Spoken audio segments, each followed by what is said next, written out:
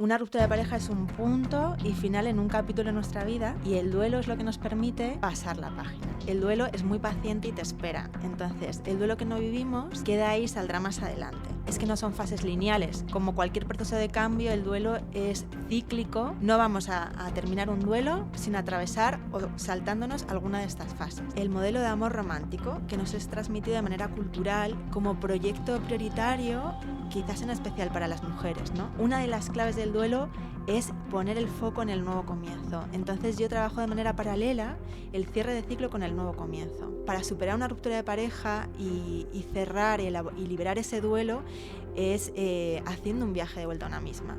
Pareja es cualquier relación de igual a igual con un otro. Entonces, amistad también es pareja. Yo incido mucho en poner la amistad bien arriba, donde se merece. El duelo que vivimos con la pérdida de una pareja no solamente sea el duelo de perder a esa persona, sino el duelo de perder esas expectativas y ese proyecto de vida que yo me había imaginado. La persona que lo deja no es que no viva el duelo, es que lo ha vivido antes. Lo importante no es que la tendencia que tú tienes, lo importante es en qué relaciones te estás quedando, porque ahí no es. El contacto cero es el no tener contacto de manera física, de manera que nos facilite no conectarnos emocionalmente con esa persona y no alimentar esos pensamientos bucle. Pero tú estás bien o no estás bien en esa relación, ¿no? Utiliza esa prueba del algodón y contéstate. Pues bienvenida, Laura Ortiz. Eres experta en trabajar con personas en situación de duelo desde hace ya bastantes años. Estoy súper emocionado en esta entrevista. Quiero decirle a la gente que se quede a verla porque hemos estado preparándola y creo que son cosas muy interesantes. Y la primera pregunta que te quiero hacer es ¿qué es un duelo y cuál es su función? Bueno, lo primero, gracias. Me encanta estar aquí, tenía muchas ganas de venir y yo también estoy muy emocionada y con ganas de contestar todas esas preguntas que se te ocurran. Así que, ¿qué es un duelo? Un duelo es aquello que vivimos tras una pérdida. Y bueno, pues tenemos muchas pérdidas, ¿no? Pero hay algunas que son especialmente más grandes. Y hoy vamos a hablar de duelo amoroso, es decir, de eso que vivimos tras una ruptura de pareja. Y se llama duelo y viene de la palabra dolor. Entonces es un proceso de pasar por el dolor. Pero la buena noticia es que es un proceso con un principio y un final, y pasará. El duelo es eso que vivimos, en realidad es la preparación para una nueva etapa, ¿no? Yo lo visualizo de esta manera. Una ruptura de pareja es un punto y final en un capítulo de nuestra vida, y el duelo es lo que nos permite pasar la página y comenzar otro capítulo. Ok. ¿Y por qué es importante que las personas, aunque no trabajemos acompañando a personas, sino personas normales y corrientes, sepamos un poco de qué es un duelo, cuáles son sus fases, qué sentido tiene, qué función tiene? Porque es importante que las personas escuchen esto que vas a contar en este programa. Bueno, yo creo que esto es algo que vamos a vivir todos de una manera u otra, el duelo, y entender las fases o entender lo que significa realmente lo que vivimos ahí es importante para no sentirnos mal porque nos sintamos mal, ¿no? Entonces hay una frase que dice, está bien no estar bien, y, y esto aplica en concreto para estas situaciones, ¿no? Entonces, bueno, ya vamos a hablar más adelante cómo pasarlo lo mejor posible, pero sobre todo yo creo que es útil para no sentirnos perdidos, ¿no? Para no sentir que estamos viviendo algo anómalo, que nos está pasando algo anómalo. Solamente me pasa a mí, ¿por qué me pasa a mí esto? Estas cosas que nos preguntamos cuando vivimos una situación difícil, pues con esto es como la sensación de poder orientarte y tener un mapa entre las manos y no sentirte perdido, saber a dónde vas. Porque, aunque no me guste mucho este rollo de bien o mal, pero ¿qué puede pasar si hacemos mal, por así decirlo, un duelo? O si no, si se nos atasca o no sé qué inconvenientes tiene.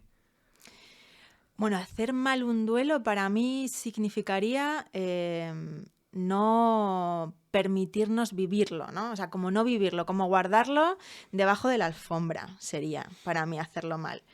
Y no es que sea hacerlo mal, es que el duelo es muy paciente y te espera. Entonces, el duelo que no vivimos queda ahí y saldrá más adelante. De hecho, hablando ya del duelo amoroso, hay veces que que después de una ruptura, de una relación que a lo mejor ha sido menos significativa para nosotros, vivimos un duelo muy grande y no entendemos, ¿no? Y decimos, ¿cómo puede ser que esté viviendo un duelo tan grande cuando en mi otra relación, que fue mucho de más años o más importante, más significativa, lo que sea, no viví prácticamente el duelo? Pues puede ser porque ahora está saliendo ese otro duelo que en su momento no pudiste vivir, porque no estuviste preparado, porque no supiste, por lo que sea. Luego te quiero preguntar por esto de cuando se encadenan relaciones y los duelos se quedan ahí como en cola, que tiene que ver con esto que has dicho, pero antes te quiero preguntar qué fases tiene el duelo y qué nos podemos encontrar en cada una de las fases. Pues mira, esto lo escribió la doctora Elizabeth Kubler-Ross, que yo no sé si esto es muy conocido de pronto, esta mujer, ¿no? Porque las fases del duelo es algo como que a más o menos a mucha gente nos suena. Pero yo más adelante contaré la anécdota de cómo descubrí que fue ella la creadora. Ella era una médico psiquiatra y acompañó a muchos pacientes y familiares a morir. Entonces elaboró estas fases del duelo. Son 5 fases. Y realmente esto no solamente es en estos casos, sino, por ejemplo, en el duelo amoroso también están estas fases. Entonces, luego cada duelo es único, ¿no? Y lo que también es importante entender es que no son fases lineales, que vivimos la primera, luego la segunda, luego la tercera, no. Como cualquier proceso de cambio, el duelo es cíclico y lo vivimos, pues, a mí me gusta decir como un baile, porque la verdad es que tenemos la sensación de que vivimos una montaña rusa emocional, ¿no? Y esto es bastante frustrante, sentirnos en una montaña rusa emocional. Entonces yo siempre digo que lo miremos como que estamos bailando. ¿Y cómo es un baile? Pues avanzamos, retrocedemos, damos una vuelta, incluso puede ser que vivamos varias fases al mismo tiempo. Pero bueno, yo las voy a contar porque, sabiendo que no es lineal, creo que es muy orientativo entender qué fases vamos a atravesar, ¿no? Porque eso sí, no vamos a terminar un duelo sin atravesar o saltándonos alguna de estas fases. Uh-huh. Entonces, la primera fase es la fase de la negación. Y aquí estamos en el no me lo creo.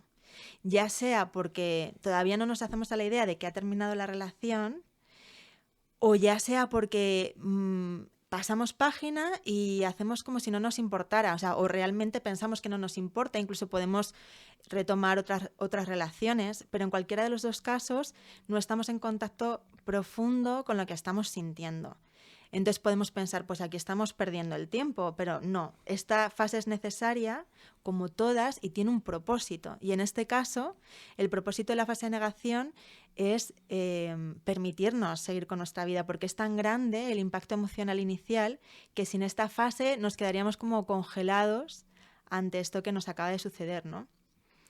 Entonces, ¿quieres que te siga contando las fases? Sí, sería genial. Bueno, primero aquí como por meter también cositas así más personales o lo que sea, o más que nos sirvan de ejemplo. Uh-huh. Yo recuerdo mi primera gran ruptura de pareja, yo tardé 1 mes en contarlo en la oficina. Claro. Porque no era capaz ni siquiera de decirlo que esto había sucedido, ¿no? O sea, hasta que hay cosas muy curiosas de cómo se da la negación. En cada uno vamos a vivir esto de diferente manera. Pero bueno, este fue mi caso, ¿no? Luego, después de la fase de negación viene la fase de la rabia. Y aquí estamos en el enfado, ¿no? Ya sea sentimos rabia hacia la otra persona, él o ella es el culpable o la culpable, o hacia nosotros mismos. Yo soy el culpable, ¿no? Que esta rabia todavía es más dañina. Entonces, la rabia, cada fase tiene una luz y una sombra. La rabia tiene una parte súper positiva porque nos saca de donde estamos, nos da fuerzas para salir adelante, ¿no? Sin embargo, también tiene una sombra, y es que podemos quedarnos ahí, engancharnos en esa rabia, y eso nos mantiene atados a la otra persona y a la situación también. Claro. Después de la fase de la rabia viene la fase de negociación. Y aquí nos vuelve a apetecer, volvemos como extrañamos la relación, extrañamos a la persona y queremos como retomar la relación. Entonces, digamos que entre la negación y la negociación hay muchas veces que vivimos en relaciones de idas y venidas, uh-huh, que en realidad donde estamos caminando es ahí, en negación, negociación, rabia, ¿no? Y después de la negación, aquí la luz de la negación es el aprecio y el apreciar lo que viví. Esto es importante porque soltar no solamente es decir adiós, Soltar también es decir gracias. Entonces, esta fase, si la utilizamos a nuestro favor, nos va a servir para soltar de verdad lo que fue. Después de la negación viene la tristeza. Y a esto le tenemos mucho miedo, a esta emoción. La tristeza, sin embargo, es la fase que nos coge la mano y nos lleva directamente a la última fase, al final, al destino final de este proceso, que es la aceptación. Y bueno, para mí entender la tristeza también me sirvió mucho, porque tiene muy mala prensa la tristeza. Sin embargo, es la emoción que abre nuestro corazón al amor, porque nos permite aceptar eso que está sucediendo que no nos gusta y también aceptar nuestro anhelo de que las cosas fuesen diferentes. Entonces, la tristeza es lo que nos permite como fluir con la vida y también nos permite limpiar, depurar. De hecho, las lágrimas, ¿no?, lo que hacen es, pues eso, limpiarnos. Así que tiene una luz muy grande, que es la que nos permite hacer todo el proceso. Por eso yo digo, cuando tú te estás sintiendo triste, es súper buena señal, porque eso quiere decir que estás soltando, liberando. Uh-huh. Y luego ya viene la aceptación. Y estas son las 5 fases, pero yo siempre añado una, que es el miedo. Porque para mí el miedo está de fondo a lo largo de todo el proceso. Tenemos miedo a la soledad, mucho más en el duelo amoroso, ¿no? Eso está muy presente. También miedo al futuro, a la incertidumbre. Incluso tenemos miedo a no recuperarnos. Esto también pasa mucho. Y bueno, y el miedo, lo mismo, pues tiene también una luz, que es precisamente el miedo es el que nos permite salir de nuestra zona de confort y adentrarnos a explorar, ¿no? Como si visualizamos un explorador que entra en la selva, la emoción que tendría es el miedo. En realidad las personas valientes no es que no tengan miedo, es que hacen las cosas con miedo. Uh-huh. Y una cosa, la aceptación, entonces, es un momento en el que, no sé, me noto como que hasta se me ensancha el pecho, ¿no? Al hablar de cuando llegas a ese momento, ¿no? ¿Qué es lo que tiene ese momento? ¿Cómo se experimenta la aceptación? Pues mira, me gusta mucho que me hagas esta pregunta, porque la aceptación es muy importante entender que hay capas y que primero es necesaria una aceptación racional, que es como el punto de partida para salir de la fase de negación. Uh-huh. Y adentrarnos en lo que es la habitación del duelo, que uh-huh. ahora te cuento la metáfora. Pero hay una aceptación racional, que es tomar la decisión de, vale, estoy en el duelo y voy a seguir adelante, ¿no? Esto es la aceptación racional. Pero luego hay una aceptación emocional que llega. Y bueno, hay que darle su tiempo. O sea, lo más importante es que nos permitamos vivir el proceso y confiar en el proceso de cada uno. O sea, yo te diría, confía en tu proceso, porque tu proceso tiene una inteligencia por sí mismo, ¿no? Y es algo que es como ir adentrándote en capas. Entonces vas sintiendo una aceptación mayor, una aceptación mayor, una aceptación mayor. Pero, por ejemplo, yo cuando acompaño a las personas en Programa LOA, al principio en la semana 1 trabajamos el cerrar ciclo, el poner conciencia a qué ciclo estoy cerrando y qué es eso nuevo a lo que yo me abro, ¿no? Eso es lo primero que trabajamos. Y aquí hay una dinámica en donde yo ya pido a las personas que apunten en un papel la palabra gracias y la lleven consigo durante una semana, esa palabra. Y muchas personas, bueno, en concreto me acuerdo de una chica que me decía, pero ¿cómo voy a poner la palabra gracias? ¿Cómo?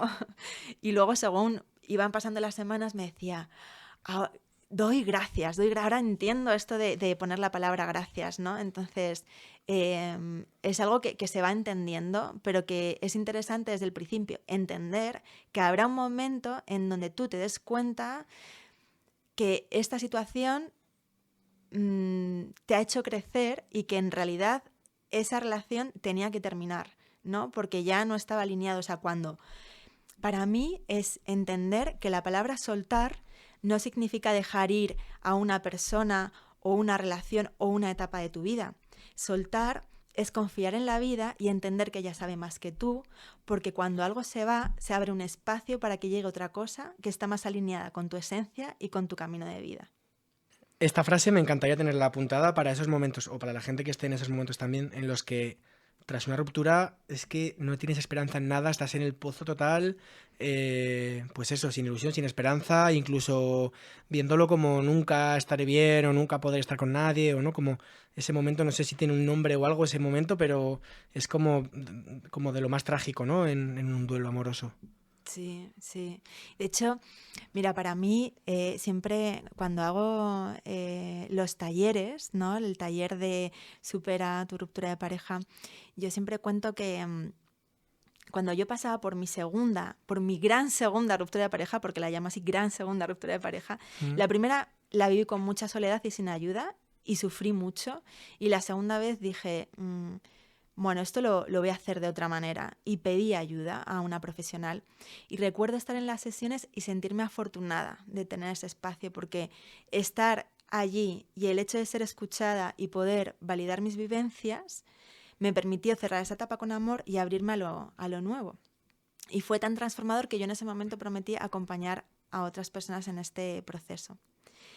Y pasando por esa segunda ruptura de pareja, justo yo me estaba formando como coach ontológica. Entonces teníamos una sesión de supervisión grupal y mi coach mentora vio que algo me pasaba porque ya no ahí te vas conociendo. Claro. Y cuando terminamos dijo, Laura, quédate un ratito conmigo. Y entonces me dijo, ¿qué te pasa? Y en cuanto me preguntó eso, yo me puse a llorar, ¿no? De esto que ya no puedes más.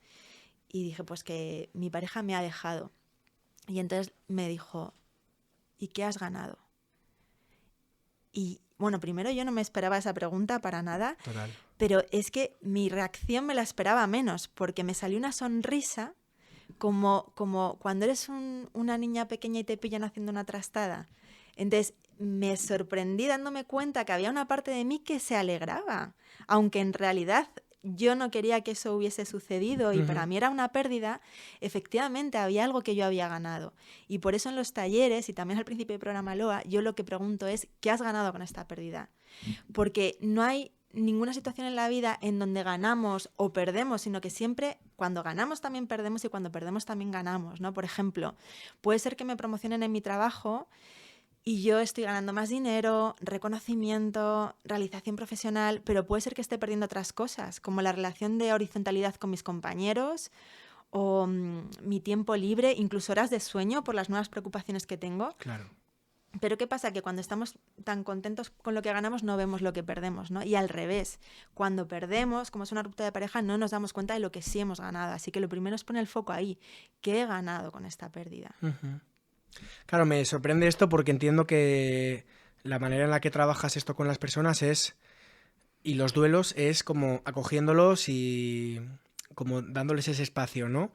Y esto lo podría entender como que vamos a poner el foco en lo bueno. ¿Cómo trenzas estas dos cosas? O es como, mira, lo que hemos ganado lo tenemos aquí para que se vea y seguimos trabajando con lo otro, ¿o cómo lo haces? Totalmente, totalmente.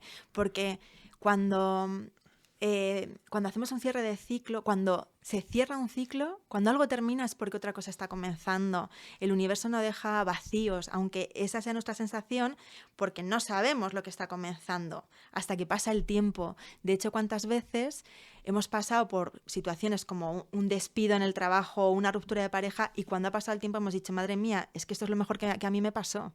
Entonces, en ese momento tú no lo ves, pero claro que está comenzando algo. Total. Y de hecho, una de las claves del duelo es poner el foco en el nuevo comienzo. Entonces yo trabajo de manera paralela el cierre de ciclo con el nuevo comienzo. Y esto que luego hablaremos si quieres, pero esto que hablabas del poder volver a mí, ¿no? Después de una ruptura de pareja o lo que sea, ¿no? Sí, yo hablo de un viaje de vuelta a una misma porque muchas veces en las relaciones vivimos las relaciones de una manera en donde, bueno, voy a empezar por el principio aquí, porque esto fue algo que yo también me di cuenta después de esas rupturas de pareja que yo tuve, ¿no? Y sí, vengo del ámbito científico y esto me hizo tener curiosidad y investigar sobre relaciones de pareja y rupturas y entender mejor cómo funcionan. Ujú. Y entendí el impacto que tuvo en mí el modelo de amor romántico que nos es transmitido de manera cultural como proyecto prioritario, quizás en especial para las mujeres, ¿no? Pero que nos es transmitido en cada película, en cada libro, ¿no? En cada comentario random de la sociedad, está bastante integrado. Yo asumí ese modelo de amor romántico y eso a mí me hizo vivir las relaciones desde un lugar de casi necesidad, donde trataba de darlo todo para que esa persona estuviese a mi lado, olvidándome de mí misma. Entonces, ahora cuando miro atrás me di cuenta que cada ruptura que he tenido ha sido un viaje de vuelta a mí y un impulsor de mi desarrollo personal. Y ahora sé que no estaría donde estoy hoy si mi historia amorosa hubiese sido distinta. Claro. Por eso, el método que yo he creado para superar una ruptura de pareja y cerrar y liberar ese duelo es haciendo un viaje de vuelta a una misma. Vivirlo como un viaje de vuelta a una misma. Ujú. Muy interesante esto. Y, joder, también te quería preguntar, la que has nombrado esto, a ver cómo ves tú esta parte de que en la vida, en el ámbito relacional, generalmente, no siempre, pero generalmente, tiene más cabida siempre la pareja. De hecho, en una formación que hice hace años, ponían como una especie de pirámide sobre conceptos de la vida y cómo jerarquizarlos. Se entendía que cómo recomendaban jerarquizarlos y había varios puntos y en la parte de las relaciones era pareja, familia y luego amistades. Y el tío explicaba que decía, esto no tiene que ser así, no puede ser de otra manera. No puedes convivir con tu pareja, con la que tienes un proyecto a años y priorizar a tu amigo o a tu tío o a tu padre incluso. Y lo entendía, pero también me explotaba la cabeza, ¿no? Porque a veces cuando llega una pareja como que dejamos todo lo demás, te puedes mudar, dejas de ver a tus amigos o tus amigas, dejas aficiones. Entiendo que eso es como lo contrario a cuando lo dejas y vuelves a ti, ¿no? Como que te vas un poco de ti también, ¿no? Jolín, no sé, ¿cómo ves tú esto de que jerarquicemos tanto esa parte o qué impacto también puede tener esto en uno mismo, en una misma? Sí, bueno, esto yo como que lo veo de dos maneras. La primera es que me sorprendió mucho Brigitte Vasallo, me quedé Sí. mucho con esto que decía de esto que justo lo que estás hablando, de cómo jerarquizamos las relaciones. Y hablaba de que la amistad es algo que ponemos debajo. ¿Y por qué lo ponemos debajo, no?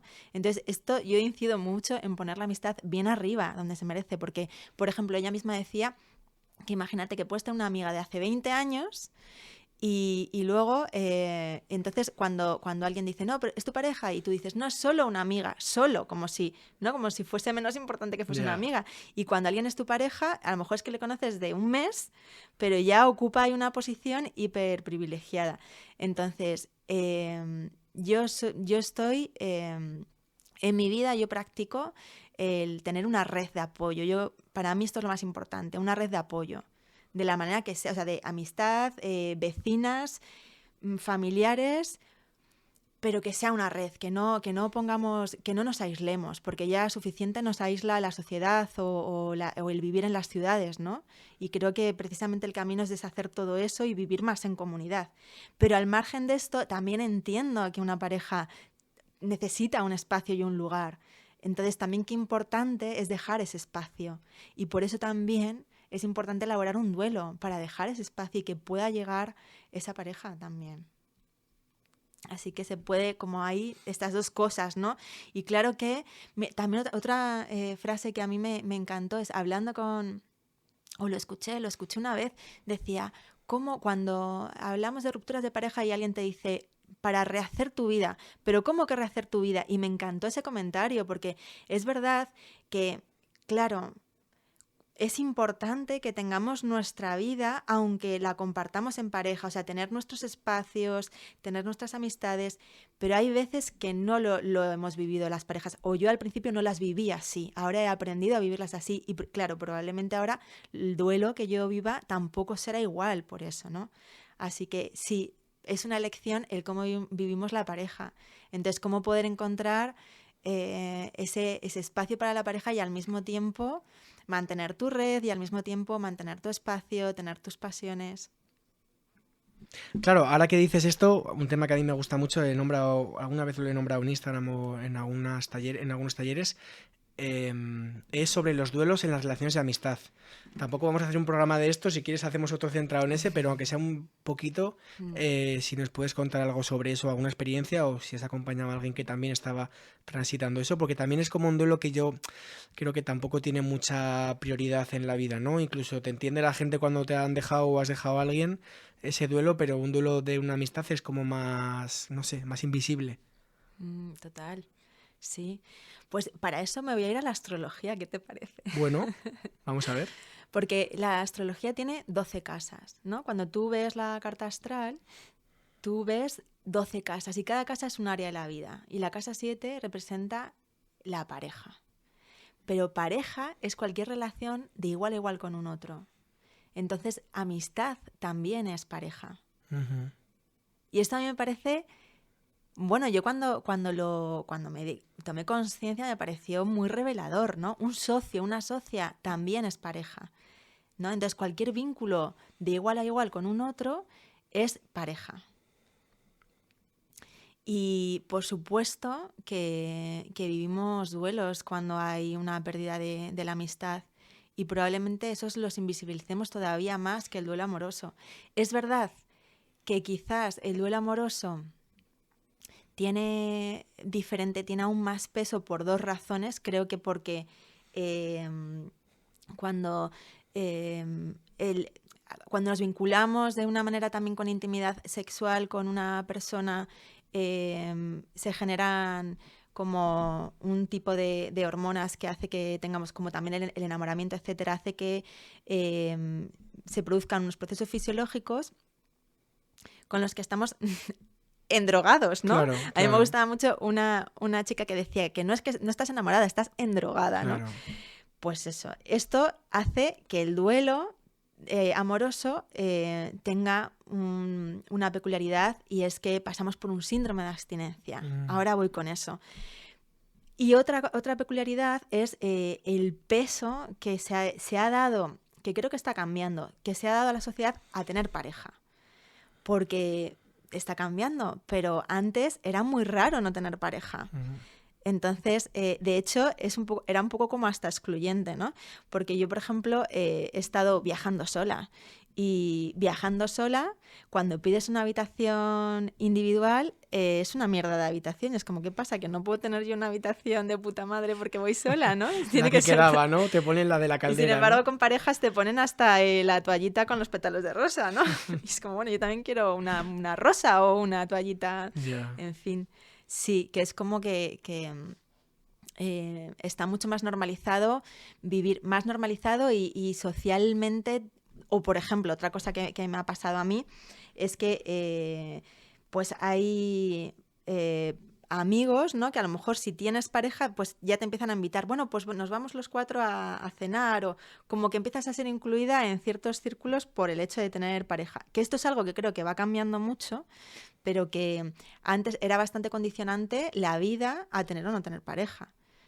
También la idea de tener familia, de tener pareja. Entonces, todo esto implica que el duelo que vivimos con la pérdida de una pareja no solamente sea el duelo de perder a esa persona, sino el duelo de perder esas expectativas y ese proyecto de vida que yo me había imaginado. Total. Y de eso también hay que hacer un duelo. Claro. Muy interesante. Entonces, retomando los duelos y la pareja, con esto que hablas de las expectativas, el otro día me hablabas de que puede haber diferentes tipos de duelo y uno era el anticipado. No sé si quieres hablarnos de esto. Sí, el duelo anticipado es el que se vive dentro de la relación, no estando con la persona. Entonces, por eso, cuando se deja una relación, normalmente hay una persona que lo deja y una persona que es dejada, ¿no? Entonces, normalmente también puede haber otra cosa.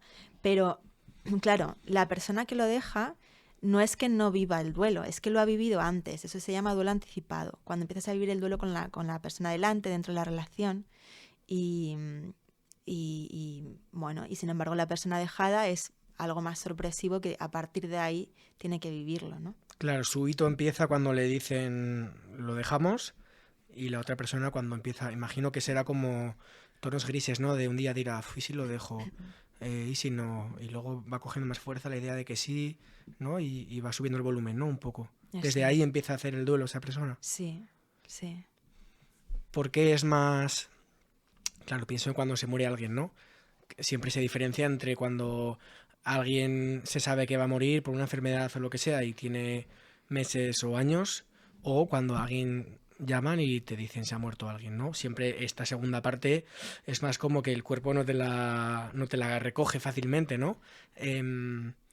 Entonces, llevándolo a esto otro, la persona que tiene este duelo más, no sé si tiene un nombre, a la que le dejan, ¿no? ¿Lo tiene más difícil que la otra? Bueno, yo creo que dejar es muy difícil, Sí. o al menos para mí, ¿eh? Uh-huh. Porque tienes ahí una responsabilidad muy grande que tienes que asumir y tienes que tomar la decisión, ¿no?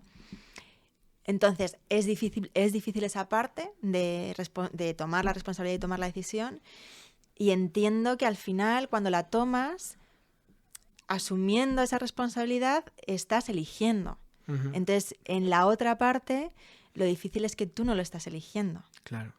Y por eso ahí, pues, bueno, a mí me gusta mucho una frase que dice, el desapego es una de las grandes lecciones del alma, ¿no?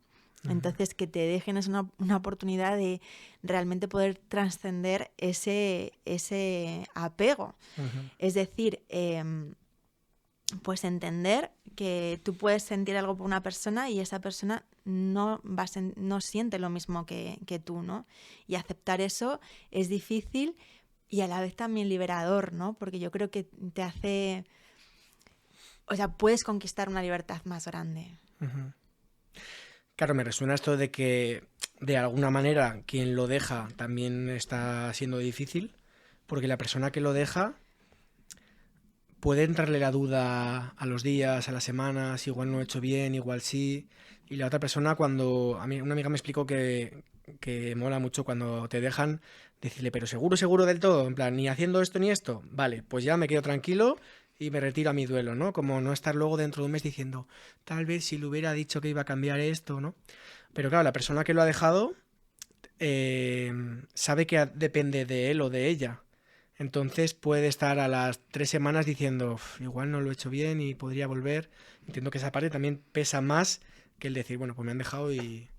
Pesa tanto que hay veces, Álvaro, y esto también se da, que la persona que lo deja no asume esa responsabilidad y hace que la dejen. ¿Te suena esto? Sí, lo he escuchado, sí. Entonces, claro, eso es una putada porque tú vives el duelo de... En realidad estás siendo dejada, pero también estás haciéndote responsable, ¿no?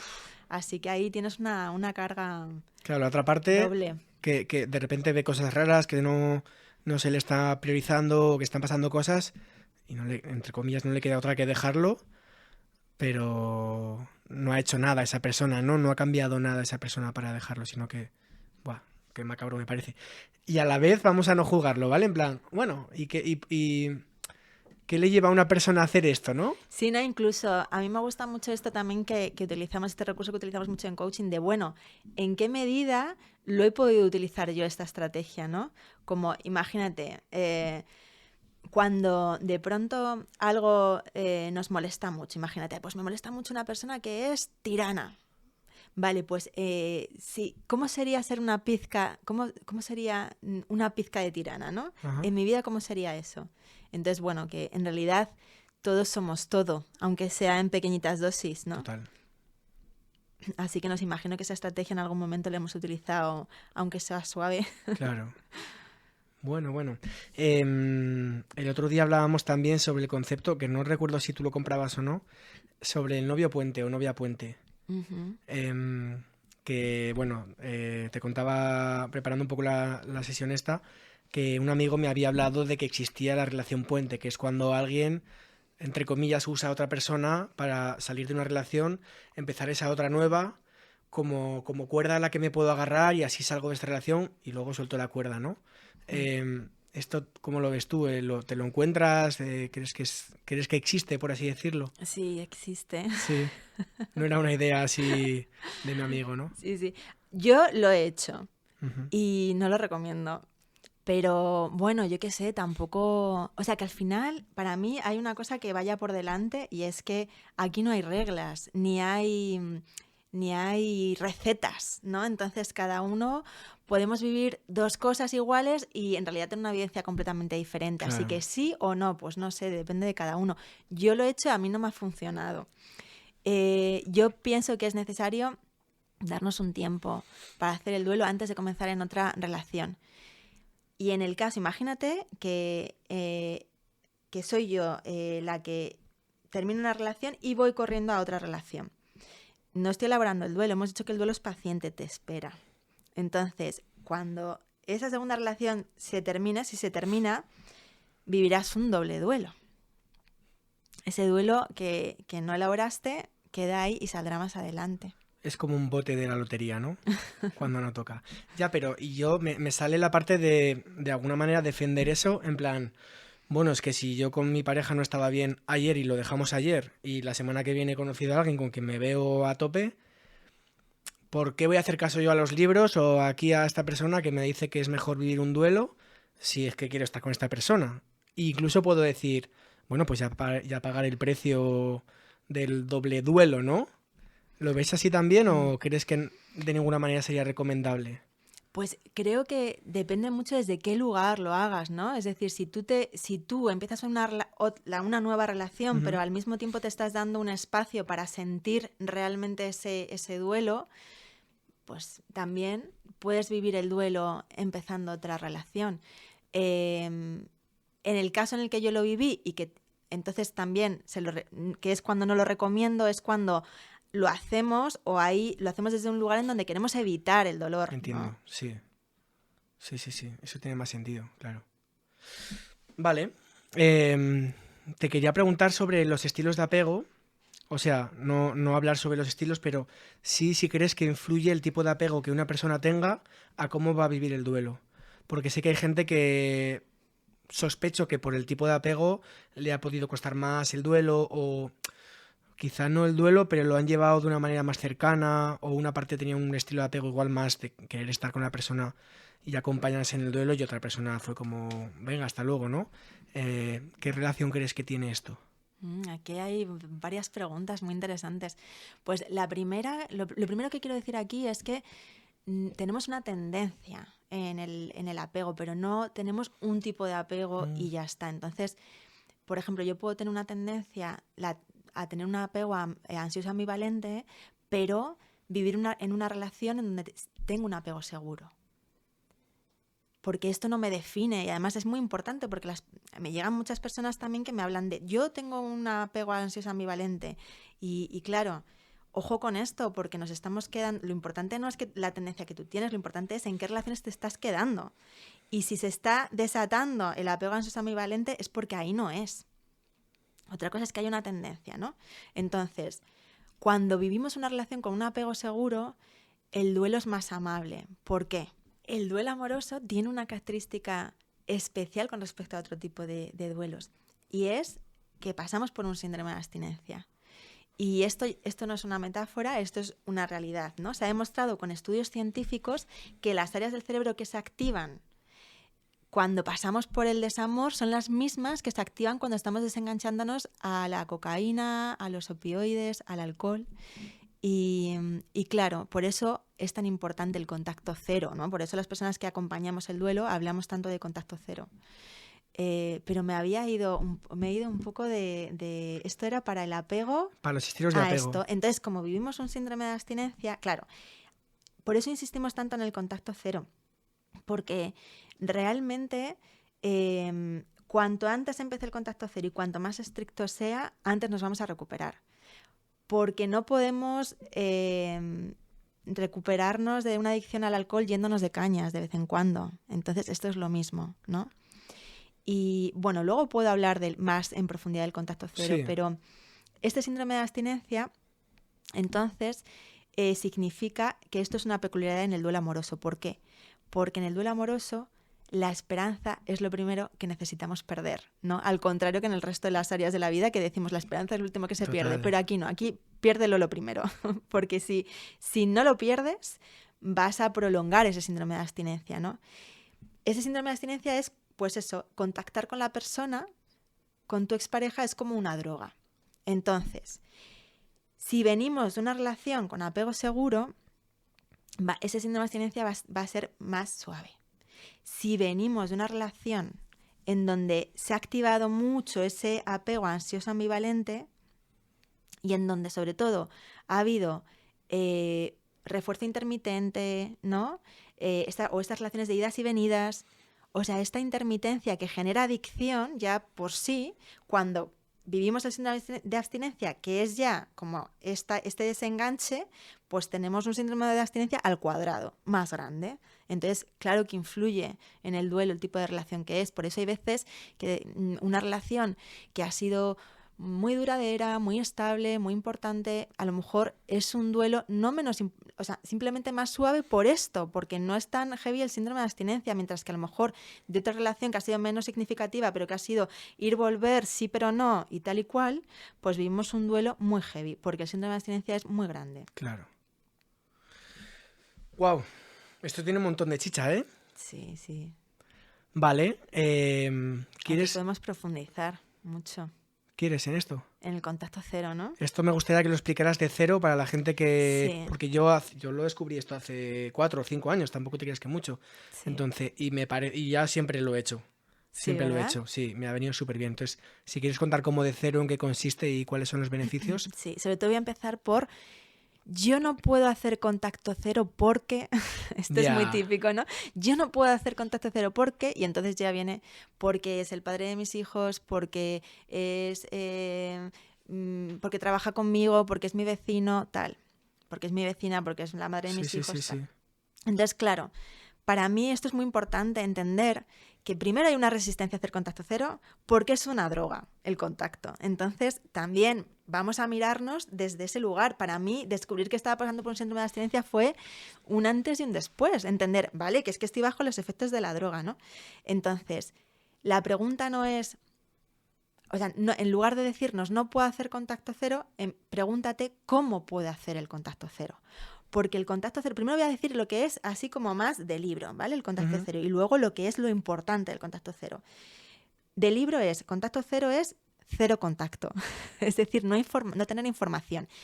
No tener llamadas, mensajes, emails con esa persona, con la expareja, pero también se hace falta decirle a terceras personas que no nos hablen de lo ella. Ajá. Incluso... salir de las redes, ¿no? Porque ahora también con el tema de las redes tenemos ahí, eso sí que es doble droga también, porque ya las redes generan adicción de por sí y imagínate en el síndrome de abstinencia aquí cómo puede funcionar. Entonces, eso, cero redes, cero llamadas y si hace falta, pues pedir a otras personas que no nos hablen de él o ella. Eso es el contacto cero. Entonces, el contacto cero es una estrategia que nos ayuda.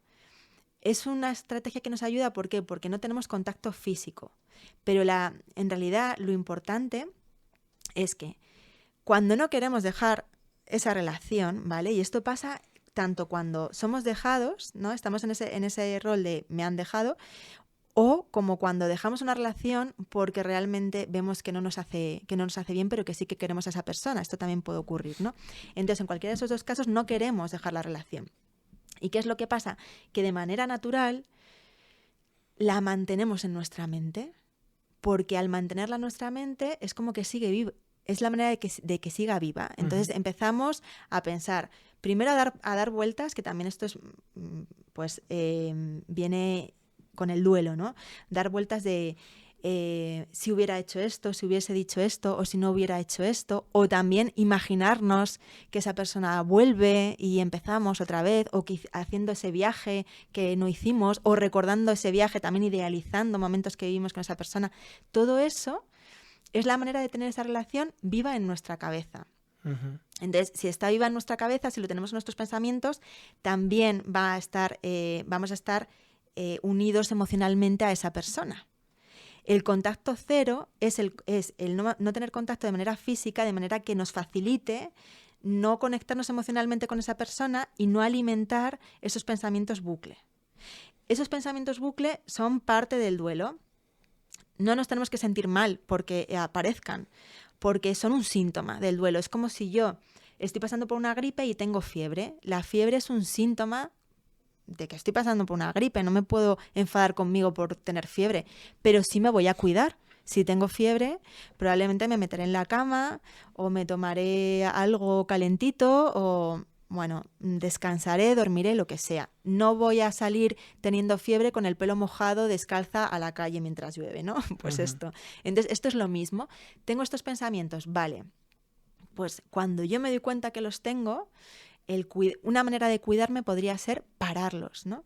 Y esto, claro, esto suena muy fácil, pero ¿cómo los paramos? Pues Walter Rizzo nos habla de la técnica del stop, que es decir stop y parar esos pensamientos. A mí me funcionaba decirme un mantra a modo de anclaje a la realidad, porque estar en esos pensamientos nos quita la energía de vivir, dejamos de tener energía para el resto de las áreas de nuestra vida, estamos desconcentrados en el trabajo, no tenemos ganas de salir, o sea, es como que no tenemos disponible nuestra energía vital porque está ahí, en esos pensamientos, ¿no? Entonces, ese mantra que yo me decía y que también digo a las personas que acompaño es: yo, tu nombre, acepto que esta relación ha terminado. Yo acepto que esta relación haya terminado. Y lo repites a modo de anclaje para ir volviendo al presente. Y el presente duele, pero también es liberador y recuperas esa energía que estás gastando en esos pensamientos bucle. Esto me parece... No sé si me he desviado mucho. Bueno, claro. Claro, porque estamos hablando de cómo hacer el contacto cero. Sí. Entonces, esto es lo importante. Entonces, por ejemplo, Álvaro, imagínate que es el padre o la madre de tus hijos. Vale, ¿cómo hacer el contacto cero? Lo primero es soltando la esperanza de volver.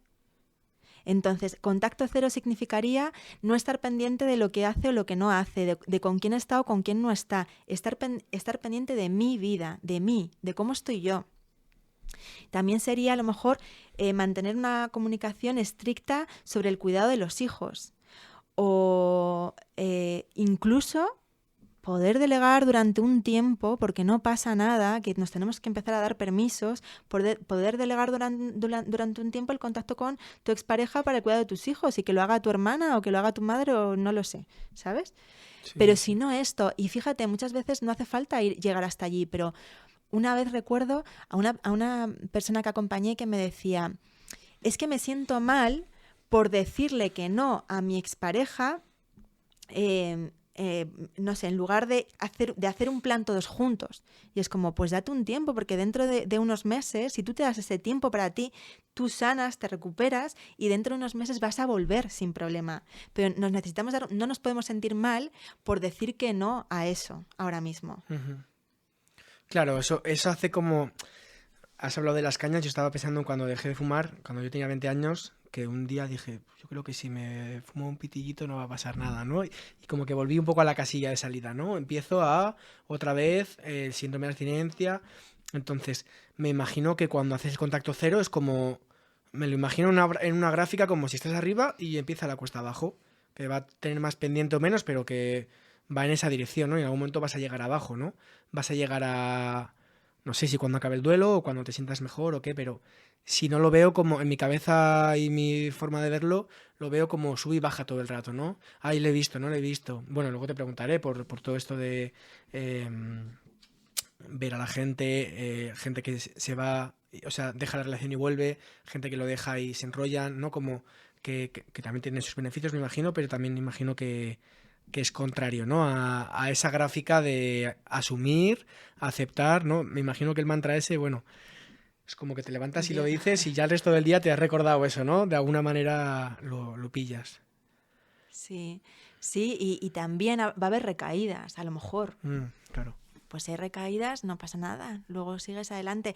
Mira, esto me gusta mucho verlo con gráficas, ¿no? Porque nos creemos que el progreso es así como lineal ascendente, y en realidad progreso es lineal ascendente y progreso es para arriba, para abajo, así como ir subiendo poco a poco, y progreso es para arriba, un poquito para abajo, para arriba, ¿no? Y cada uno hace su proceso. Pero las recaídas son parte de cualquier proceso de cambio también. Lo importante es tomar la decisión. Eso es lo más importante. Vale. Me viene bien esto para mi mente esta de querer hacerlo todo perfecto, que ya estoy dejándolo de priorizar, pero me ha gustado esto de la gráfica, ¿no? También como que me gustaría para la gente que esté escuchando esto o viéndolo que diga, vale, no pasa nada, ¿no? Si he recaído, entiendo que sigue el proceso, ¿no? Se continúa y ya está, ¿no? Claro, totalmente. Para mí lo interesante es llegar a tomar conciencia de, vale, me viene por mí, para mí, voy a establecer el contacto cero. Vale, por cerrar un poco esta parte, entonces, cuando empezamos un duelo, lo dejamos con alguien y nos han dejado, es recomendable este contacto cero. Imagino que todo el posible, o sea, si es el padre o la madre de tus hijos e hijas y tienes que hablar un día de algo muy importante, ¿no? En plan, la han echado del colegio, pues igual que se puede hacer, pero de normal como todo lo posible, ¿no? Que se pueda... Sí, sí, es que además aquí quiero comentar una cosa, porque realmente lo importante del contacto cero es entender que esto nos va a ayudar a soltar la esperanza de volver. Claro. Entonces, no sirve de nada hacer un contacto cero limpio y que estés tú ahí con tu cabeza imaginándote que estás volviendo con esa persona. Entonces, no pasa nada si tenemos que ver a esa persona porque es el padre de nuestros hijos o porque es nuestra vecina. No pasa nada porque incluso ahí podemos normalizar. No pasa nada en la medida en la que hagamos lo que necesitemos hacer para soltar la esperanza de volver. Me estoy dando cuenta de lo mal que lo he hecho estos años, ¿no? Me estoy dando cuenta de un contacto cero que yo propuse de un mes y al principio, pues muy triste, la primera semana, la segunda, bueno, la tercera, uy, qué bien, y la cuarta, cuando ya se acercaba ese mes que cumplía y íbamos a hablar, yo como retomando otra vez ¿no? Además como que había dependido un poco de mí, ¿no? Esa propuesta, como... Joder, a ver si ahora va a haber algo diferente, a lo mejor ahora no sé qué, y la tranquilidad que había tenido durante la segunda y tercera semana la perdí por completo y estaba, eh, no creo que ansioso tampoco, pero sí intranquilo como más incluso que la primera semana, ¿no? Hubieses necesitado más tiempo y no ponerte un plazo, ¿no? Claro. Mm. Y saber que ese contacto cero, la intención que tenía era soltar esa esperanza, porque yo lo propuse para eso, porque era una relación que ni sí ni no, ni sí ni no, y estábamos ahí como, pues igual vamos a estar así toda la vida, ¿no? Entonces yo dije, oye, ¿cómo ves contacto cero un mes? Tranquilamente, tomamos un poco de distancia, pero claro, cuando se empezó a acabar el mes, digo, es que voy a volver al punto de regreso, ¿no? Claro, es verdad. Es importante por eso decir, voy a estar distante el tiempo que necesite, ¿no?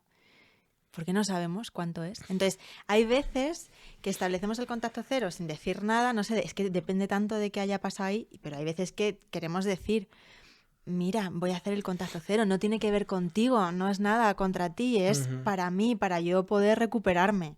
Entonces, durante un tiempo no voy a tener contacto contigo. Vale, ¿cuáles dirías que son así como los puntos que tendría que tener en cuenta una persona que quiere pedirle contacto cero a la otra? ¿En qué sentido, puntos? Pues, por ejemplo, claro, me alivia que digas que esto hay que comunicarlo, ¿no? Porque me preocuparía que alguien diga, bueno, pues yo contacto cero, le voy a bloquear de todos lados y ya está, ¿no? Y la otra persona se queda como, ¿pero qué está pasando aquí, no? O, por ejemplo, a mí me ha funcionado un contacto cero, me ha funcionado decir, oye, ¿te parece si durante X periodo de tiempo no hablamos, salvo que ingresen a tu madre en la UCI, se te queme la casa o pase algo como muy grande o me pase algo muy grande y nos queramos apoyar? Que me imagino que también puede ser...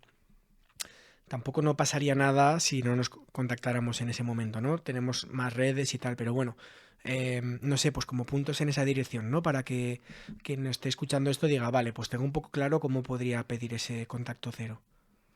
Sí, y yo aquí también quiero hacer una lanza, pues tal cual lo has dicho. Para mí esto es, como lo has dicho, es perfecto. Y también, no siempre hay que pedirlo, Vale. no siempre, porque hay veces que hay situaciones en las que la otra persona no respeta el contacto que pedimos. Entonces, si hay un momento en donde ya quieres bloquear, que es algo que yo antes decía, ni de coña, no voy a bloquear a esa persona, ¿no? Pues a lo mejor hay alguna situación en la que está bien. Entonces, de nuevo, no hay nada escrito ni hay ninguna receta, ¿no? Entonces, hay veces que pecamos de una cosa y hay veces que pecamos de la otra. Hay veces que pecamos de quiero hablarlo todo y quedar bien y que todo esté súper cuidado, y hay veces que todo lo contrario. Entonces, mira a ver cuál es tu tendencia y date permisos. Claro. Entonces, dejarlo y volver. Yo hago preguntas muy binarias y ya sé que luego las cosas no son o blancas o negras, pero ¿dirías que está bien? ¿Dirías que está mal? Dejarlo y volver. Pero te refieres a de manera recurrente, ¿no? Sí.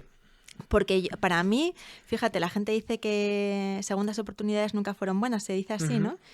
Yo pienso que, que puede ser. O sea, de hecho yo también tengo una experiencia en donde nos dimos hasta 3 oportunidades y yo me alegro de habernos dado estas oportunidades. Ahora, cuando ya es una relación de idas y venidas, y con idas y venidas es como un poco ambivalencia, ¿no? Es decir, ¿estamos en esa relación? Sí, está claro que estamos en esa relación, hay estabilidad dentro de esa relación, que otra cosa es que luego esa relación se deje y por lo que sea luego se vuelva, pero hablamos de relaciones en donde hay intermitencia, que hay ahora sí, ahora no, ahora hablamos, ahora no hablamos, cuando tú no sabes muy bien si puedes llamar o no puedes llamar, si te va a llamar o no te va a llamar, no sé. Cuando hay tanta ambivalencia y tanto refuerzo intermitente, eso genera mucha adicción y vivimos esa relación con mucha ansiedad. Para mí eso no tiene ningún sentido. Es algo que está muy alejado del amor y desde luego del tipo de relación que yo quiero tener a día de hoy. Eso es una elección que tenemos que hacer. Y para manifestar la relación que queremos, que en mi caso es una relación con un apego sano, es decir, en donde yo no sienta la ansiedad disparada, para eso tenemos que decir que no a lo que no queremos. No hay otra manera. Y yo sé que es difícil, que nos cuesta decir que no, ¿no? Porque también hay mucha sensación a veces de vacío, de ¿y ahora qué? Pero de verdad que merece la pena y que es necesario decir que no a lo que no queremos. Así que desde aquí animo mucho a decir que no a esas relaciones en donde estamos sufriendo, en donde realmente no estamos bien.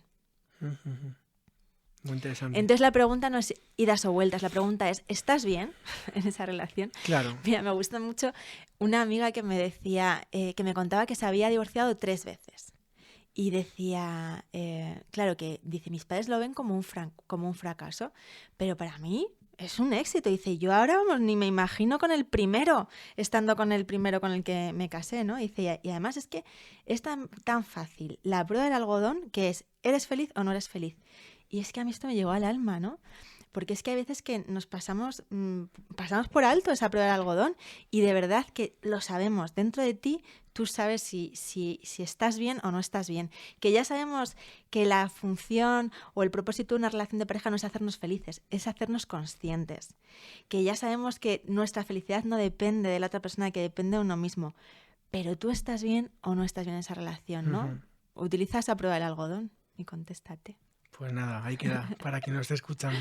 Y para mí misma. Total, y para mí. Sí, claro, porque yo soy muy fan de esta manera de entenderlo y a la vez sé que pago un precio. Me refiero, yo he hablado con gente que me han dicho, bueno, pues yo estoy en pareja ahora, no es que sea la persona de mi vida, pero oye, pues está bien, hacemos cosas, no sé, vemos Netflix, nos vamos el fin de semana no sé dónde. No me veo con esta persona para siempre, pero yo qué sé, pues es que como una especie de peor estoy solo o peor estoy sola, ¿no? Y pienso, pues no lo haría, pero entiendo que tiene sus beneficios, ¿no? Y entiendo que decir yo no haría esto tiene su coste también, ¿no? Pues la soledad o todo lo que enarbola, ¿no? De todo lo que va alrededor de no estar en pareja en una sociedad en la que a veces es lo central, ¿no? Entonces, de alguna manera digo, pues mira, la gente que, hombre, si ya no eres feliz ya es como otro tema para mí, ¿no? Pero pienso, pues ole tú que eres capaz de decir, no, esto es el 100% de tal, pero para mí está bien ahora mismo. Y imagino que yo para otra persona pues tampoco es el 100%, pero ahí estamos, ¿no? Como que tengo una parte que puedo ver la belleza de que hayan decidido eso, 2 personas. Claro, y yo no sé muy bien qué significa eso, porque yo imagino que cuando tú apuestas por una relación de pareja, tampoco esa persona va a ser, quiero decir, no hay nada perfecto, ¿no? Entonces, ¿qué significa que no es el 100% para ti? Y yo me pregunto, y entonces si estás en una relación de pareja en donde la otra persona no es el 100% para ti, Que yo entiendo que eso es una manera de decir no estoy convencido, ¿no? Sí, bueno, puede ser. A ver, pero es que hay gente que se empareja, yo qué sé, de repente mi amigo X y mi amiga Y coinciden un día y se hacen novios y a lo mejor venían de, yo qué sé, de dejarlo con alguien la semana de antes, imagínate, o hace 3 años y llevaban 3 años a ver si conozco a alguien, a ver si conozco a alguien, y justo se conocen y se miran y se dicen, pues yo qué sé, ¿te apetece? En plan, pues tampoco si tuviera que hacer un prototipo sería así, pero aquí estamos, ¿no?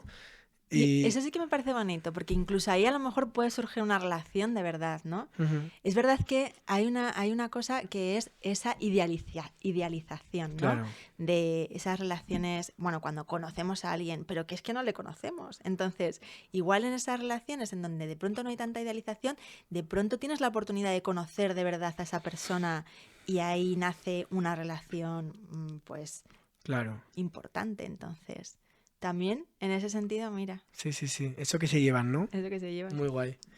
Vale, entonces, por volver a esto y cerrar, entiendo que si volver y dejarlo cuando hay ambivalencia y cuando hay inseguridad o infelicidad tal, no lo recomendamos. Y ahora te quiero preguntar sobre parejas que han sido pareja durante un tiempo, lo dejan, pero a veces se enrollan. Ujú.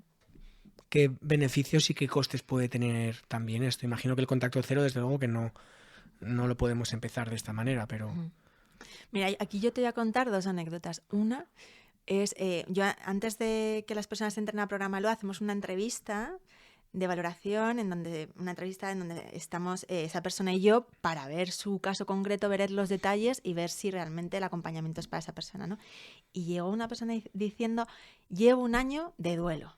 Y entonces me empezó a contar y claro, era un año en donde había estado eh, viendo y liándose con esa persona. Entonces, no es un año de duelo, tenemos que entender eso, ¿no? Claro. Que si estamos haciendo eso, no estamos en el duelo, estamos en esa sala de espera. No te he hablado todavía de No, la sala de todavía no. espera. Es el momento si Vale, es el quieres. momento. Sí. Pues a mí me gusta mucho esta metáfora que utiliza Mariela Michelena en su libro Me cuesta tanto olvidarte. Y nos dice que la fase de negación, esta primera fase del duelo de la que hemos hablado antes, ella dice que es como la sala de espera a las puertas de la habitación del duelo. Entonces nos cuenta, dice, bueno, lo primero que tenemos que saber es que si quieres salir de la habitación del duelo, necesitas entrar. Que una vez que entras, sales. Y que en esa sala de espera está bien que te quedes por un tiempo respirando hondo hasta hacerte con las fuerzas necesarias para entrar a la habitación del duelo y entregarte al arduo trabajo del duelo, está bien siempre y cuando sepas que en esa sala solamente hay una silla incomodísima y ese no es un lugar para quedarte a vivir. Y a mí me gusta mucho esta metáfora, ¿no? Porque hemos dicho que lo que tiene característico el duelo amoroso con respecto a otros duelos es el síndrome de abstinencia. Es decir, que lo primero que necesitamos es soltar la esperanza. Ujú. Y esa esperanza de volver, ese síndrome de abstinencia es lo que nos hace permanecer en la sala de espera. Y hay veces que nos quedamos ahí a vivir, en esa silla incomodísima. Cuando pasamos un duelo, pero seguimos viendo a esa persona, liándonos con esa persona, sin que haya pasado un tiempo. Otra cosa es que tú hayas elaborado el duelo y pasen 5 años y te líes con esa persona. No hablamos de que vivimos un duelo y seguimos viendo y liándonos con esa persona. Ahí no estamos elaborando el duelo. Estamos en la sala de espera. Entonces, Estás yéndote de cañas, ¿no? Para dejar de para beber. dejar, sí, Claro, total, claro. total. Bueno, ahora quiero que hables del programa LOA, pero antes te quiero hacer alguna preguntita más. Estoy aprovechando y siendo un poco egoísta porque estoy aprendiendo un montón, así que gracias. Ay, yo estoy encantada, Álvaro. Genial.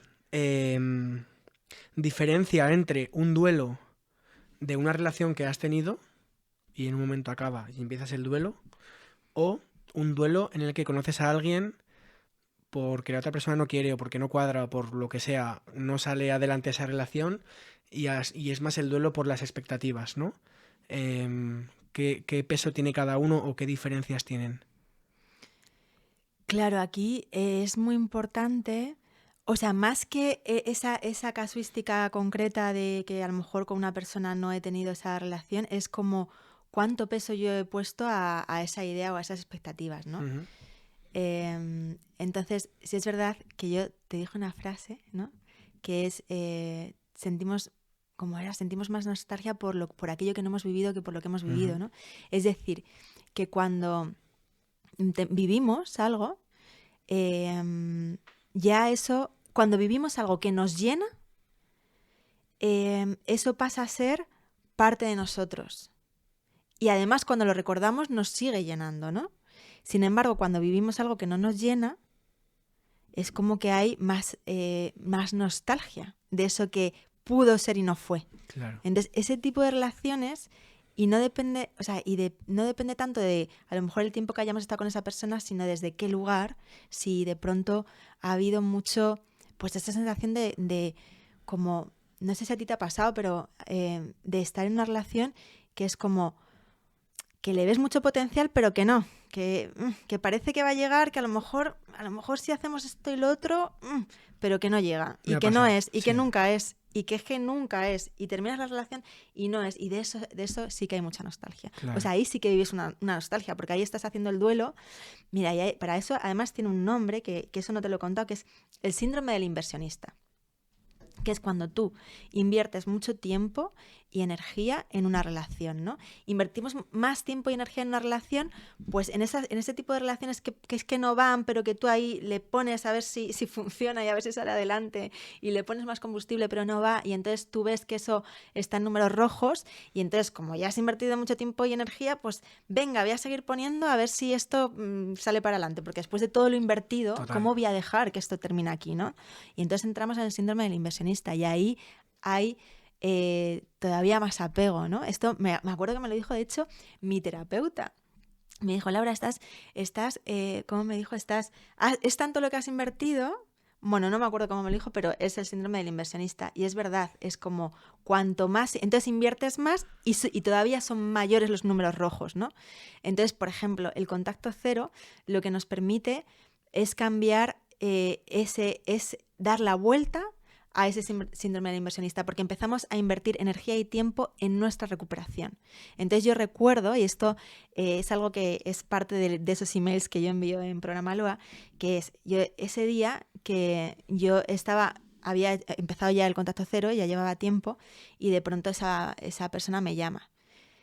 Y claro, para mí fue como volver a recordarle tal. Entonces, claro, cuando tú tienes contacto con esa persona es como que empiezas a echarle más de menos. Y ya al día siguiente a mí me apetecía mucho más hablar con él que antes de hablar con él, ¿no? Y yo me acuerdo que estaba de camino a mi clase de flamenco que yo hacía y pensaba, cuánto me apetece llamarle. Pero entonces pensaba, pero ahora si le llamo, voy a perder todo lo que he invertido en el contacto cero, con todo lo que me ha costado días de contacto cero, todo lo que me ha costado el yo dedicarme a mí, a mi recuperación, a mi sanación, y todo eso lo pierdo. Entonces, de pronto se invertía el síndrome inversionista. Por eso, qué importante es poner esa conciencia en lo que te estás dedicando para recuperarte, ¿no? Y a ti misma, a ti mismo. Brutal esto. Yo escuché que cuantas más veces haces una cosa, más difícil es no hacerla. Y cuantas más veces dices, no voy a hacer esto, luego más fácil es decir, no voy a hacer esto hoy, ¿no? Entonces me ha llevado a eso, que además yo también me pasó así, ¿no? Invertir mucho y esa sensación de, es que ahora no me voy a retirar, ¿no? Con todo lo que, de hecho creo que hay un sesgo psicológico, ¿no? De la típica persona que te dice, me he metido en una carrera que no me está gustando, pero es que ya que llevo 2 años, pues me quedo aquí y puedes pensar, y así no pierdo 2, o puedes pensar, y así pierdo 2, ¿no? Pero claro, me ha gustado mucho la vuelta de, ya he empezado ese contacto cero y ahora la inversión va en otra dirección, ¿no? ¿Cómo voy ahora a tirar por la borda? Qué guay, qué chulo. Bueno, estoy emocionado. Espero que a la gente esto le esté gustando. Y si es así, pues que lo compartan con todo el mundo porque yo estoy aprendiendo un montón aquí hoy. Vale, te quiero preguntar un par de cosas más. La primera es, ¿qué hábitos diarios nos podrían venir bien para transitar un duelo? Para transitar un duelo así como con elegancia, querría decir, ¿no? Como para que puedan ayudarnos a transitar ese duelo un poco bien. Pues mira, aquí hay una cosa que a mí me gusta mucho contar, y es una herramienta fundamental en un duelo. Se llama diario emocional. Uh-huh. Y parece una tontería, ¿no? Es como esa cosa que hacíamos cuando éramos... Bueno, no sé si tú lo hacías cuando eras niño. Yo sí escribía un Sí, diario. lo hacía. Aún lo hago a veces. Y yo ahora lo hago y es muy potente, y esto es fundamental cuando estamos pasando un duelo, porque el diario significa crear un espacio seguro, donde poder ir elaborando y liberando eso que vamos sintiendo. Sí, eso es clave y es una herramienta fundamental y a todas las personas que entran en programa LOA les pido que lo hagan desde la semana 0. Y además de eso, que es como algo más concreto, ¿no?, del duelo, pues ya sería ver cada persona qué hábitos te sientan bien, ¿no? Como que quieres... A mí me gusta hacer la rueda de la salud y ir viendo, porque claro, de pronto cuando vivimos un duelo ponemos mucha energía en este área, ¿no? Entonces es importante como ir conquistando el resto de las áreas que de pronto tenemos más olvidadas porque hemos necesitado poner la energía aquí. Entonces ahí nos ayuda mucho también tener la visión de, vale, que a mí me sienta bien. Y cuando hablamos de qué recursos estás teniendo para el duelo, la mayoría de las personas me hablan, por ejemplo, de hacer ejercicio, de tener contacto con aquellas personas que quieren, ¿no? Y donde se sienten cuidadas y cuidados. Sí, estas dos serían como las dos cosas más que yo recuerde. Y luego, pues, ir recuperando esas pasiones también que a veces nos cuesta y dejamos de hacer, o incluso leer, que es algo también que me llama mucho la atención, que esto se repite muchísimo en las personas que entran en programa LOA, que dicen, es que yo no puedo leer, no me apetece leer. Y de pronto hay un momento en donde te vas recuperando y dices, ya he vuelto a leer, ¿no? Es como un aviso de que ya estás en otro lado. Tampoco recomendarías como forzarse a leer, ¿no? No. Tampoco, como dice una profesora mía, no empujar el agua, ¿no? Como Eso es. al ritmo que vaya. Ok. ¿Esto que has dicho de la rueda de la salud es lo mismo que la rueda de la vida?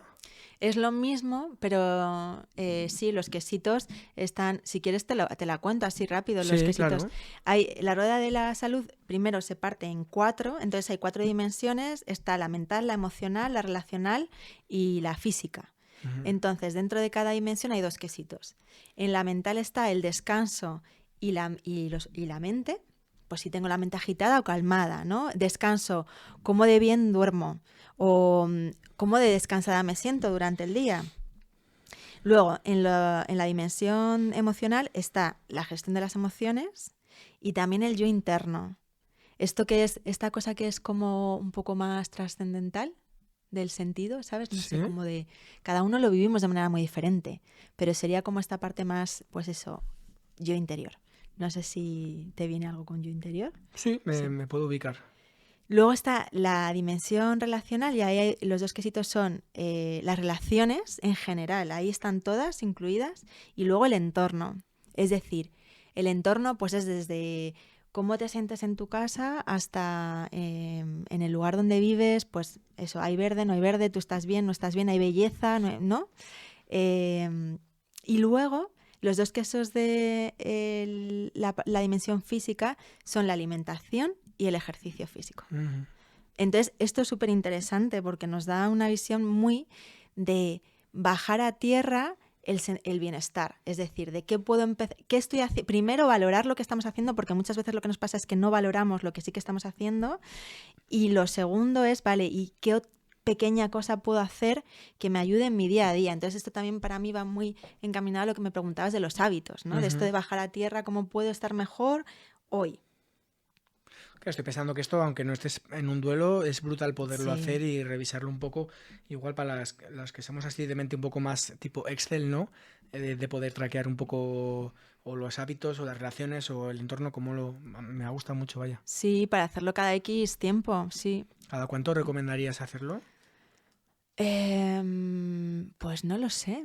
A lo mejor por lo menos cada 3 meses podría ser, ¿no?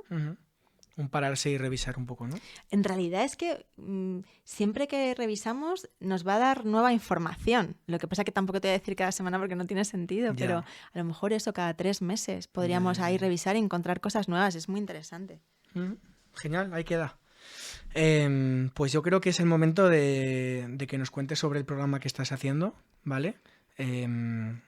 Lo llamas programa LOA. Ujú. Y bueno, esto lo haces y acompañas a personas que están en situación de duelo. Y bueno, cuéntanos si quieres en qué consiste. Son 12 semanas, es un acompañamiento de 12 semanas, de 3 meses. Y acompaño a las personas a superar su ruptura de pareja y ser feliz en esa relación. Y, bueno, pues en realidad es un método que yo he creado después de esas experiencias personales que he tenido, así como después de todo mi recorrido profesional, he interpretado el proceso y he diseñado un método para superar una ruptura de pareja, para cerrar ciclo y dar lugar a un nuevo comienzo. Ajá. Y en esas 12 semanas, digamos que hacemos un recorrido de manera que vamos poniendo el foco tanto en ese cierre de ciclo, en lo que ir haciendo para ir liberando el pasado, así como para poner el foco en el nuevo comienzo. Ese sería el resumen. Claro, porque tú no llevas trabajando haciendo esto toda la vida, ¿no? No, esto empecé en el 2019. En el 2019 se gestó el programa LOA, que yo siempre digo que es como cuando te quedas embarazada pero todavía no Total. lo sabes, en Vietnam. Porque tú estabas necesitando un Estaba programa viajando. LOA para ti misma. No, porque no, yo ya... Esto, mira, yo la segunda gran ruptura de pareja que digo, que me acompañó una profesional y yo eso lo viví como un proceso muy transformador y que ahí ya me hice la promesa interna de acompañar a otras personas en este proceso, eso fue en el 2014. Pero Wow. tuvieron que pasar años, ¿no? Y de hecho, Álvaro, yo cuando empecé con esto, para mí era la sensación de salir desnuda a la calle. Ya Porque ves. claro, yo estoy hablando de probablemente la situación donde yo me he sentido más vulnerable de toda mi vida, ¿no? O sí, desde luego. Así que, claro, luego también está esta cosa de, pues si precisamente yo he sufrido un montón de esto, ¿cómo voy a hablar de esto? Pero claro, enseñamos lo que necesitamos aprender. Claro. Justo a mí me engancharía, ¿no? En plan, bueno, esta persona ha pasado por ahí, ha sabido resolverlo, tiene más sentido que me acompañe esta persona, ¿no? Sí, yo también desde ese lugar lo hice, ¿no? Desde, a mí también me llegaban más cuando me encontraba con personas que hablaban desde ese lugar. Entonces, bueno, pues ahí trascendí ese pánico. Madre mía, estoy Sí, sí, sí, saliendo sí. desnuda a la calle. Qué guay. ¿Y en qué herramientas te apoyas a la hora de acompañar a alguien en este proceso? Pues me apoyo en investigación Ujú. clínica, porque la investigación en realidad a mí me ha servido para empaparme y entender qué es este proceso, ¿no? Claro, la cosa es que cuando yo leía sobre esto, pude hacerlo en el momento en el que yo ya no estaba en pleno duelo, porque yo cuando estaba en pleno duelo a mí no me apetecía leer estas cosas como tan técnicas de qué es el duelo, qué fases pasamos, tal. Entonces, yo lo he escrito de manera que está dirigido a la persona que está viviendo el duelo, no dirigido a otros profesionales, etcétera, y desde un lugar en donde yo también lo he vivido, entonces es como de una manera en la que te apetece leerlo, ¿no? Luego también me he apoyado en el coaching, en la comunicación no violenta y hay libros muy importantes. ¿Quieres que te cuente los libros que para mí han sido Sí. de referencia? Bueno, porque hay algunos que para mí son joyas y que no hablan directamente del duelo, pero que tienen un peso muy grande en lo que es el método que yo he creado, ¿no? Uno es El camino del artista, de Julia Cameron. El camino del artista son 12 semanas y de ahí también saqué la idea de las 12 semanas de programa LOA. Y lo que hace el camino del artista es hacer un proceso de rehabilitación para encontrar a tu artista. Y para eso habla que tenemos que hacer un proceso de duelo. Entonces yo, bueno, primero recuperar la creatividad va mucho, recuperar al artista, a tu artista interior, va mucho más allá de lo que entendemos por artista, ¿no? Que es como, pues alguien que se le da muy bien algo, por ejemplo, pintar o hacer una escultura. No, no es solo eso, en realidad todos somos un canal creativo y reconciliarnos con esa creatividad tiene que ver con la manera de vivir. Entonces, yo cuando hice el camino del artista pensé, wow, esto lo podemos hacer al revés. Es decir, que si tú te encuentras en un duelo, de pronto haces ese camino del duelo recuperando esa creatividad, ¿no? Que la creatividad tiene que ver con, pues eso, una manera de vivir en donde estamos más conectados. Eso es uno. Luego, otro que a mí me parece un tesoro y que también está ahí en Programa Loa es Emociones y sentimientos de Vivian Dittmar. Y este libro habla de las 5 emociones básicas, desde eso, la luz, la sombra de cada emoción, el elemento, que esto también lo incorpora en Programa Loa, cada emoción es un elemento, o fuego, o aire, o tierra, o agua. Y bueno, para mí tiene una belleza inmensa el cómo habla de las emociones. Y puesto que al final el duelo es un proceso de pasar por esas emociones que son incómodas, que no las entendemos, pues me parece muy bonito poder eso, entenderlas, no solamente para el duelo, es que eso va a implicar que hacemos un proceso en donde a partir de entonces ya vamos a vivir las emociones muy diferente, ¿no? Y de hecho, cuando las personas terminan el programa Loa, me dicen, es que yo empecé para superar una ruptura y esto ha sido un proceso de quererme yo más, de entenderme yo más, de saber escuchar mis emociones. Claro. Sí, sobre todo esos libros, por supuesto, el de Elizabeth Kubler-Ross, de las fases del duelo, El duelo y el dolor se llama. Uh-huh. Y bueno, y he dicho ya el de Marshall Rosenberg, ¿no? De comunicación no violenta, un lenguaje de vida. Yo también lo recomendaría, sí. Sí. ¿Por qué? Porque esta parte puede ser interesante, meter la CNV en una fase de duelo, o sea, en un duelo. Bueno, para mí la CNV a mí me cambió la vida. Entonces yo siempre digo que es como que el coaching, para a mí, cuando yo descubrí el coaching fue para mí un cambio profesional, o sea, me hizo hacer un giro en mi vida profesional, y cuando descubrí la CNV fue un cambio interior. Uh-huh. Entonces es que es la base con la que trabajo, la CNV y el coaching. ¿Y en qué sentido puede ser interesante en un duelo? Pues lo que hablamos, ¿no? Que al final, bueno, yo, por ejemplo, hay incluso un ejercicio en concreto, una dinámica que hacemos en la semana 5 que es CNV y duelo, pero yo no se lo cuento, no les digo CNV y duelo, pero lo que vemos es, vale, qué necesidades estaban cubiertas y qué necesidades no estaban cubiertas en esa relación, y ahora qué necesidades están cubiertas y cuáles no. Y bueno, y ver eso, que siempre hay necesidades cubiertas, que siempre hay necesidades no cubiertas. Poder también agradecer, porque ya hemos dicho que soltar no solamente es decir adiós, sino gracias, y entender que puedo desarrollar otras estrategias para cuidar esas necesidades que ahora no están cubiertas también. Muy guapo, me gusta. Lo de que la CNV te cambió la vida me suena. Qué guay. Vale, aparte del programa Loa, también tienes una newsletter que mandas un email semanal, ¿verdad? Sí. ¿Y de qué hablas en este? Me comentaste que hablabas de 3 cosas. Sí, en el email semanal que envío de manera gratuita y tiene contenido de muchísimo valor, lo envío cada miércoles y hablamos de 3 temas. Hablamos de duelo amoroso, hablamos de relaciones de pareja y también otro tipo de relaciones, y hablamos de autoestima. Ajá. Entonces vamos tocando esos temas, además en diferentes formatos también, porque he introducido ahora también, bueno, para que no sea siempre el mismo formato. Y sí, yo animo mucho a las personas a que se apunten. Claro. A ver, yo lo que pienso es que si han llegado a estar aquí, no sé cuánto llevaremos, pero fácilmente 2 horas, pues que se apunten y que aprendan en esos correos, ¿no? Me imagino que no hace falta estar pasando por un duelo para apuntarte a esos emails semanales que mandas, ¿no? No solo es para si estás haciendo un duelo. No solamente es para si estás haciendo un duelo, es para si te interesa, ¿no? Como este tipo de temas también de relaciones de autoestima. Y luego también yo tengo muchas amigas que están ahí Sí. y me dicen, es que lo que escribes me gusta mucho, y eso que ya yo no estoy pasando un duelo. Es que no solamente es para eso, pero bueno, si estás pasando un duelo, por supuesto.